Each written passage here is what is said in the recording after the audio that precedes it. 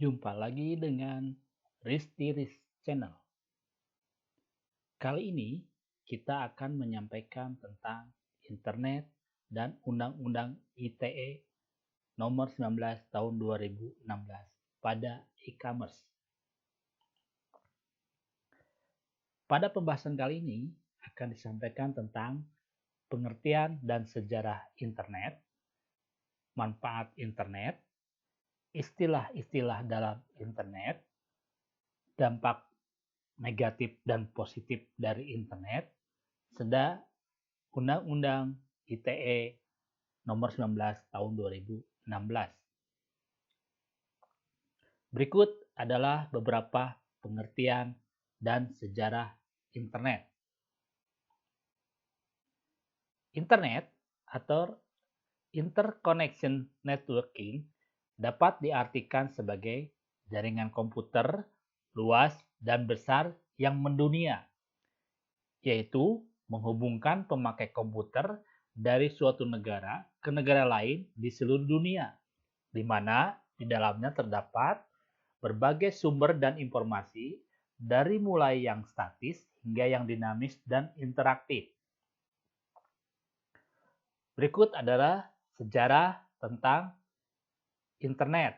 Pertama-tama internet yaitu jaringan komputer yang dibentuk oleh Departemen Pertahanan di Amerika Serikat di tahun 1969.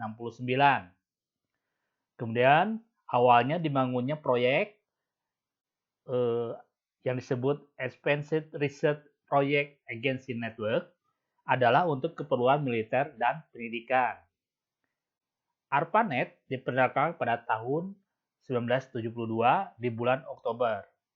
Selanjutnya terus berkembang dan saat ini internet dapat digunakan melalui alat komunikasi bergerak seperti handphone maupun smartphone dengan menggunakan teknologi GPRS, 2G, 3G, 4G, maupun HSDPA. Manfaat internet.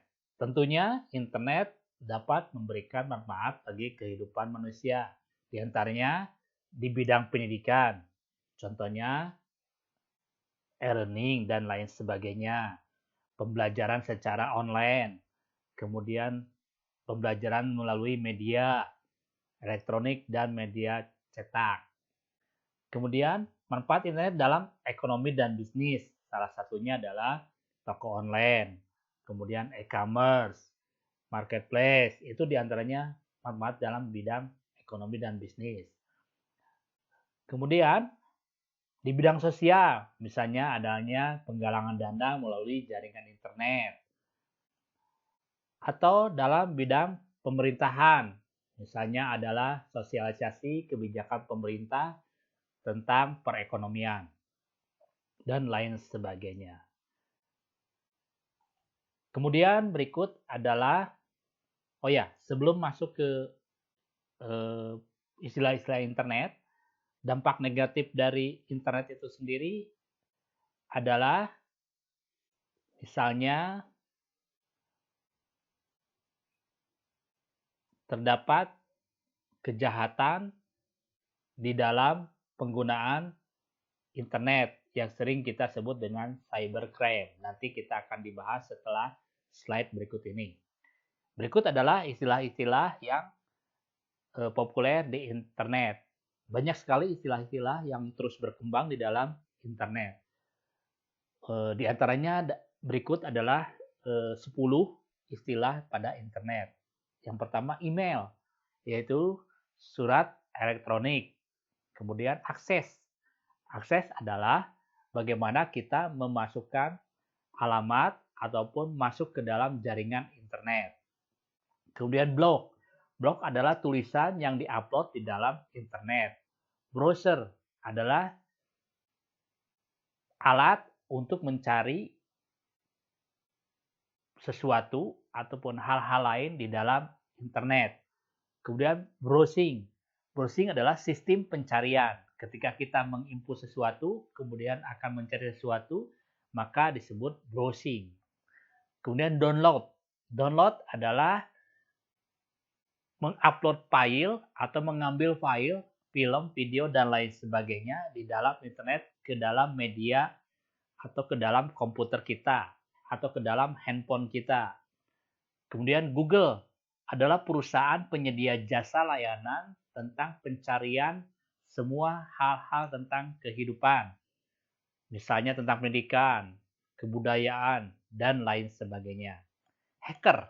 Hacker adalah orang yang mengakses jaringan internet dan merusak jaringan tersebut atau file tersebut ataupun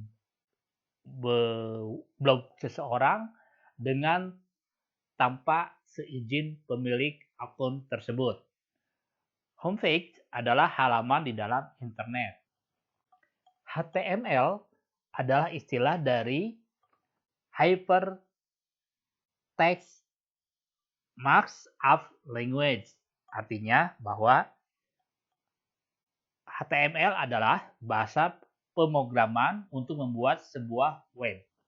Nah, itu adalah istilah-istilah yang populer di dalam internet. Tentu banyak istilah-istilah lain yang terus berkembang sesuai dengan kemajuan teknologi informasi. Yang tadi saya sebutkan adalah istilah internet. Selanjutnya, pada sebelumnya, saya akan menyampaikan tentang dampak positif dari internet. Kemudian, internet sebagai media komunikasi, media pertukaran data, media untuk mencari informasi dan data, kemudahan memperoleh informasi yang ada di internet sehingga manusia tahu apa yang terjadi. Bisa digunakan sebagai lahan informasi untuk bidang pendidikan, kebudayaan, dan sebagainya.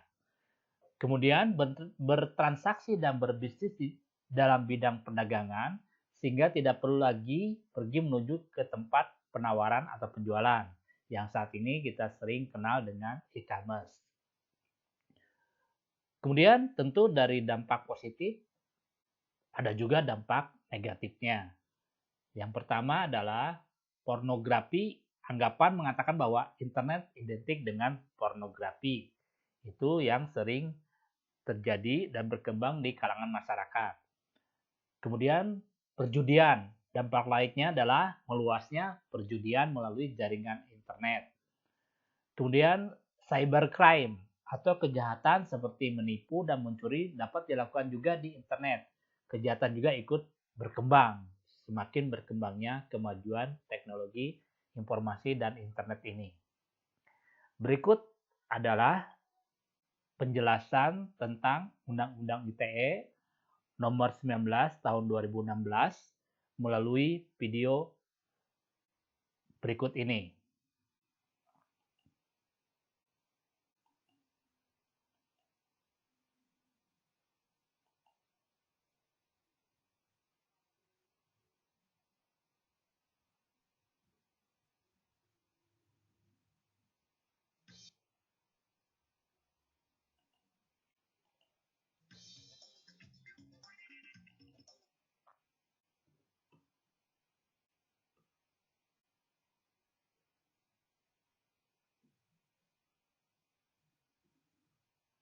Nah, tadi adalah penjelasan tentang kasus-kasus Undang-Undang ITE, pelanggaran Undang-Undang ITE nomor 19 tahun 2016.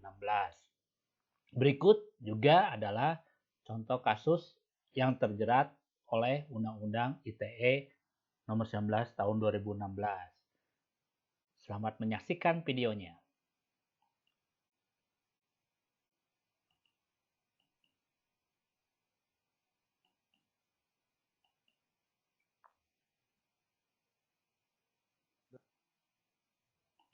Dosen dan aktivis Robertus Robert ditetapkan sebagai tersangka dalam kasus ujaran kebencian karena duga menghina TNI. Robert dijerat Undang-Undang tentang Informasi dan Transaksi Elektronik. Ditangkapnya Robert menambah panjang daftar mereka yang terjerat Undang-Undang ITE. Robertus Robert ditangkap di rumahnya pada Kamis dini hari waktu Indonesia Barat. Dosen Universitas Negeri Jakarta ini dijerat pasal 45A ayat 2 junto pasal 28 ayat 2 Undang-Undang ITE.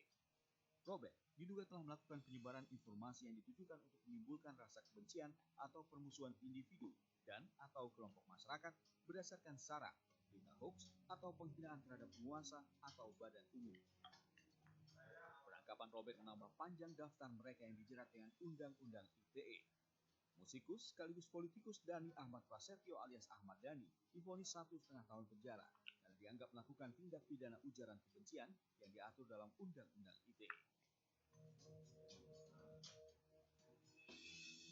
Publik tentu juga masih ingat pada Prita Mulyasari.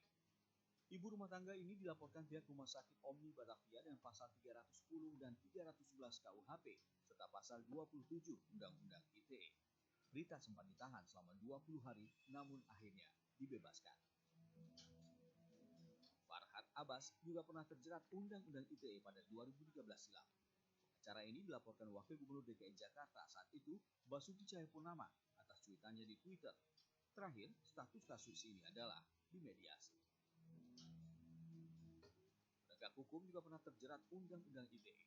Penyidik senior KPK Novel Baswedan dilaporkan oleh atasannya sendiri, Brigjen Polisi Aris Budiman, dengan pasal 27 ayat 3 tentang pencemaran nama baik. Akhir Agustus 2017, John Ruh Ginting dilaporkan pengacara Mu'annas Al-Aidid menggunakan pasal 28 ayat 2 Undang-Undang ITE tentang ujaran kebencian. John Ruh divonis 1,5 tahun penjara dan denda 50 juta rupiah. Mantan pegawai honorer tata usaha SMA Negeri 7 Mataram, Baik Nuril juga pernah merasakan jerat Undang-Undang ITE. Ia dilaporkan M. Muslim, kepala sekolah di tempat ia bekerja dengan pasal 27 ayat 1 tentang pornografi. Nuril sempat ditahan polisi pada 27 Maret hingga 31 Mei 2017.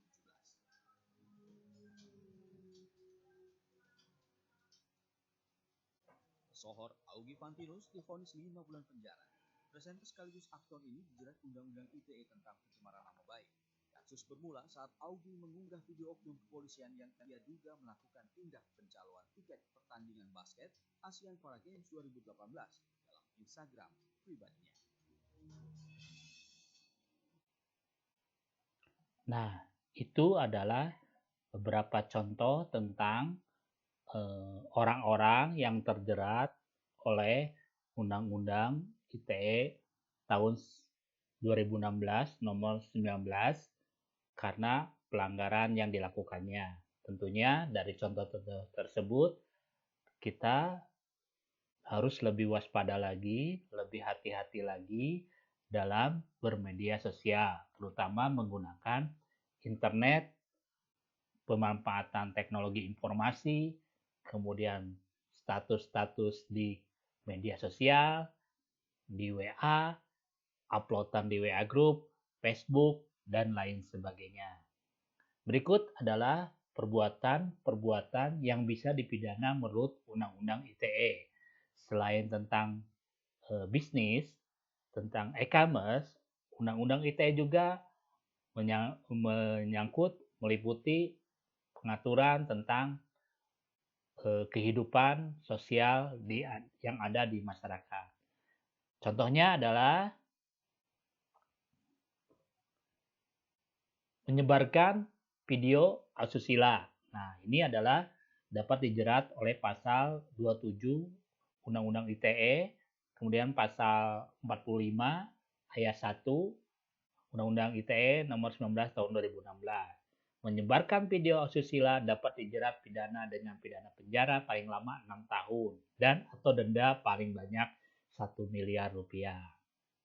Kemudian judi online. Nah, tadi disebutkan setelah adanya perkembangan internet tentu dampak negatifnya juga terdapat judi menggunakan internet atau dengan kata lain judi online. Ini dapat dikenakan pasal 27 ayat 2 Undang-Undang ITE, kemudian pasal 45 ayat 2 Undang-Undang ITE tahun 2016 nomor 19 yang berbunyi pelaku judi online dapat dipidana penjara paling lama 6 tahun dan atau denda paling banyak 1 miliar rupiah karena telah sengaja dan tanpa hak mendistribusikan, mentransmisikan, dan atau membuat dapat diaksesnya informasi atau dokumen elektronik yang memiliki muatan perjudian.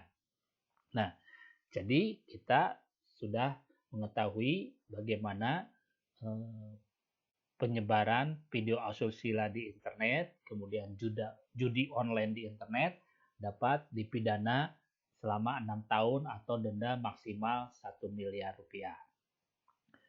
Kemudian dari contoh kasus pencemaran nama baik yang tadi dalam video sudah disampaikan, juga terdapat pada pasal 27 ayat 3, kemudian pasal 45 ayat 3. Untuk pencemaran nama baik di media elektronik, baik media elektronik itu bisa yang sering kita gunakan misalnya di WA, bikin status, orang tersinggung, maka dapat dikenakan pasal 27 atau pasal 45 ayat 3. Apabila si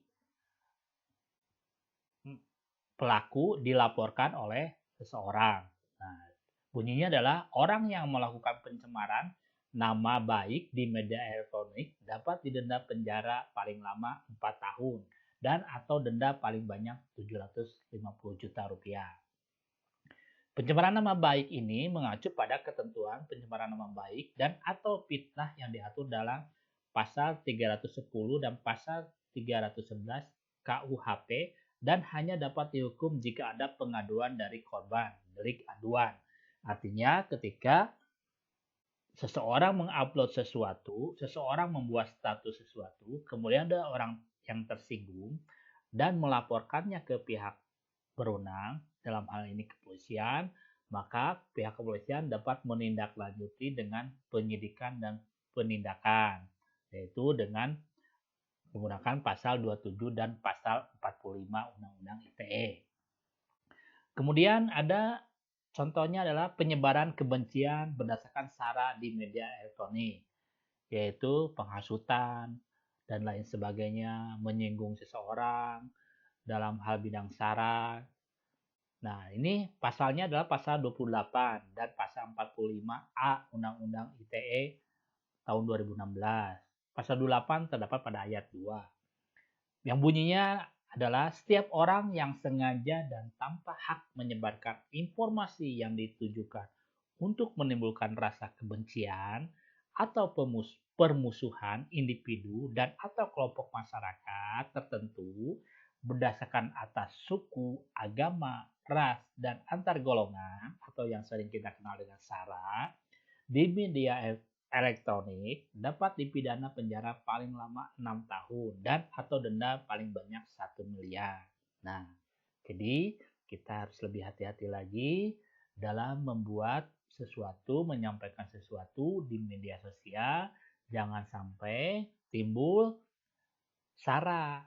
Artinya ada unsur-unsur ketersinggungan tentang suku, agama, ras, dan antar golongan. Kemudian membajak akun media sosial orang lain. Nah, membajak akun media sosial orang lain yaitu misalnya menggunakan HP orang lain dan membuat status, menggunakan Facebook milik orang lain tanpa izin pemiliknya, kemudian membuat sesuatu atau membuat tulisan yang si pemilik akun tersebut tidak berkenan, kemudian dilaporkan delik aduan, kemudian maka akan didenda sebesar paling banyak 2 miliar rupiah bagi si pelakunya. Bunyi pasalnya ada pasal 32 ayat 1 dan pasal 48 ayat 1 Undang-Undang ITE.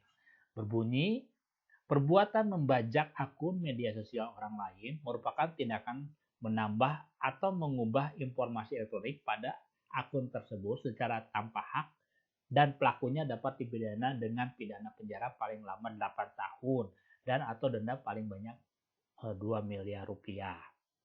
Nah, dari contoh-contoh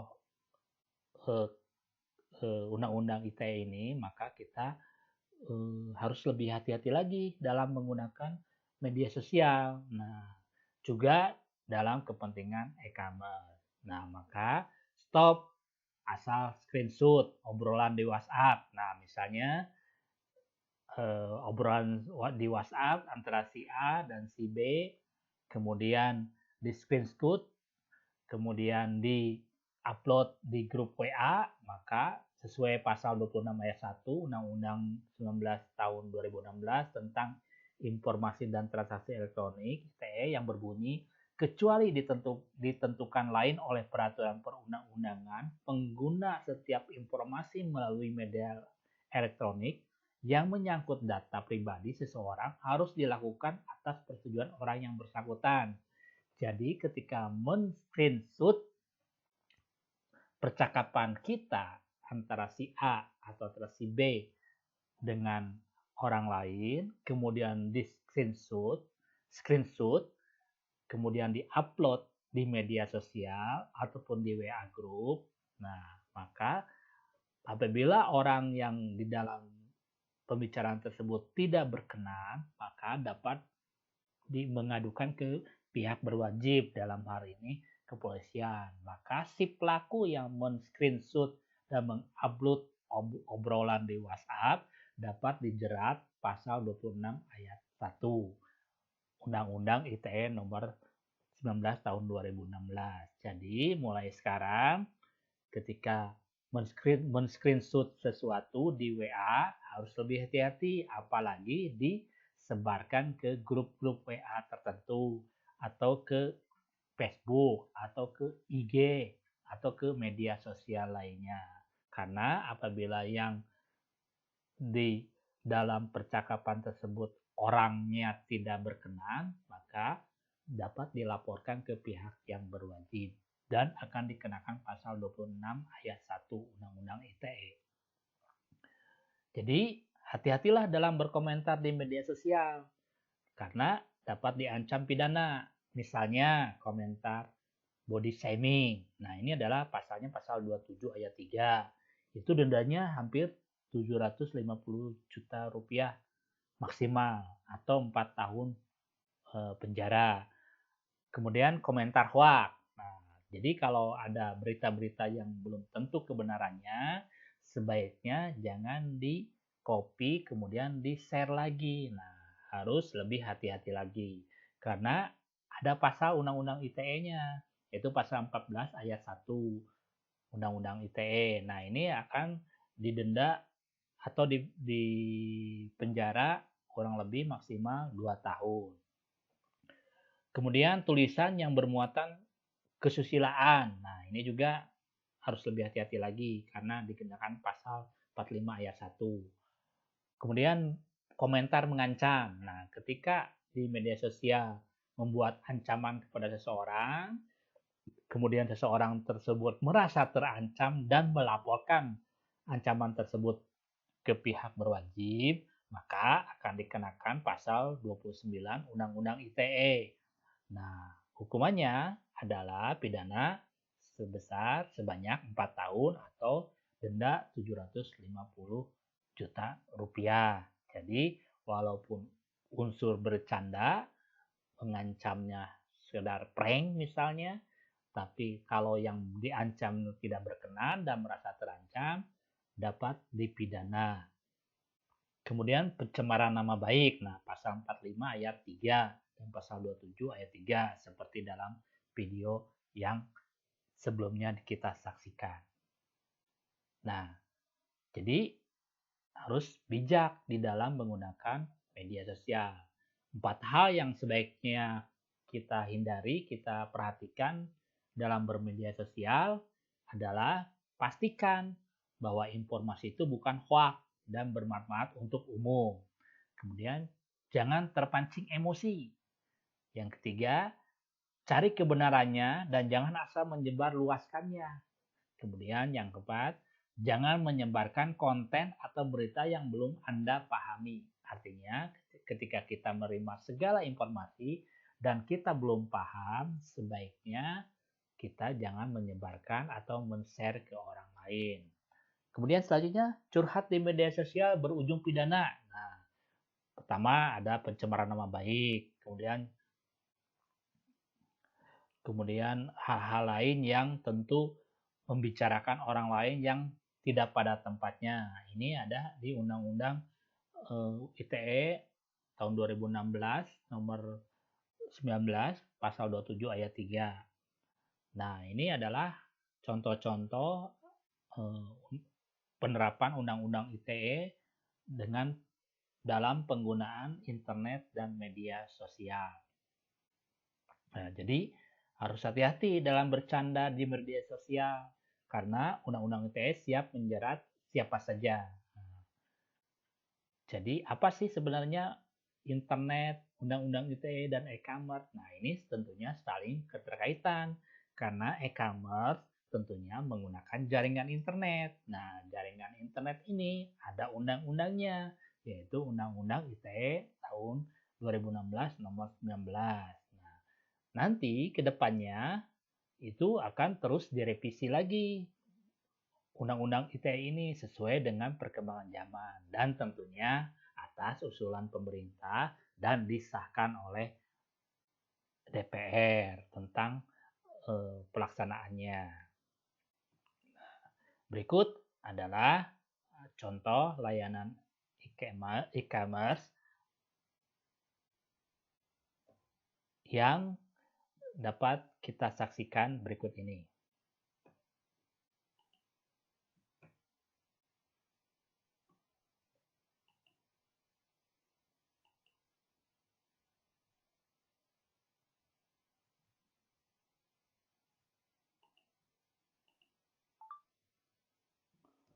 Halo teman-teman PPI TV, kembali lagi bersama saya Mince di program PPI TV Reko. Kali ini saya akan menginformasikan mengenai layanan pembayaran non-tunai yang sedang marak di Tiongkok, khususnya di kota Wuhan. Pembayaran non-tunai di kota ini tidak hanya bisa dilakukan menggunakan kartu, namun kamu juga bisa menggunakan aplikasi di smartphone. Aplikasi yang paling marak digunakan saat ini adalah aplikasi Alipay atau yang dalam bahasa Mandarinnya bernama Zhufupao. Aplikasi ini diprakarsai oleh Alibaba Group, milik salah satu orang terkaya di Tiongkok, Jack Ma. Sekarang ini orang-orang juga sudah tidak perlu takut lagi jika melihat dompetnya kosong karena uang mereka sudah berpindah ke aplikasi di smartphone. Yuk ikutin terus lebih lanjut informasi lebih lengkapnya mengenai Alipay, salah satu aplikasi non-cash payment paling populer di Tiongkok saat ini.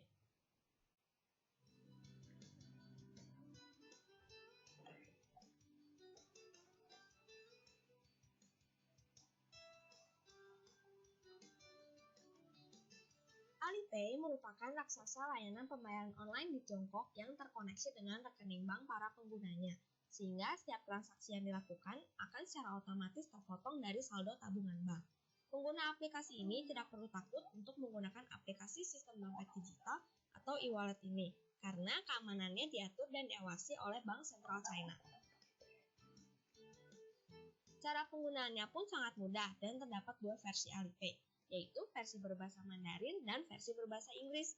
Jadi, bagi para pelajar yang baru datang dan tidak bisa berbahasa Mandarin, kalian tetap bisa mengikuti tren pembayaran non-tunai dan tidak perlu takut lupa membawa dompet, karena tidak hanya di toko-toko besar, restoran, kantin kampus, vending machine, bahkan belanja di kaki lima pun sudah bisa bayar lewat handphone.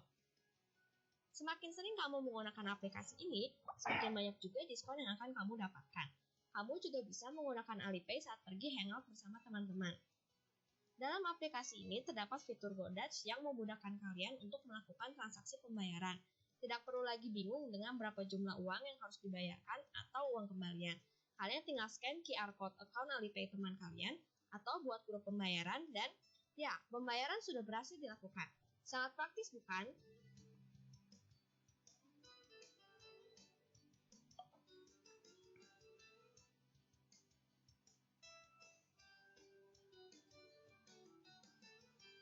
Nah, teman-teman PPI TV, itu dia liputannya mengenai Alipay atau Zhufupao. Untuk teman-teman yang punya liputan pendek menarik yang ingin disiarkan oleh redaksi PPI TV, kirimkan video kalian ke redaksi PPI TV di Sabang kota kalian masing-masing. Saya Mince dan kurang bertugas mohon undur diri dari hadapan kalian. Jangan lupa like dan subscribe YouTube channel PPI TV juga ya. Sampai jumpa. Salam dari pelajar untuk pelajar. Iya.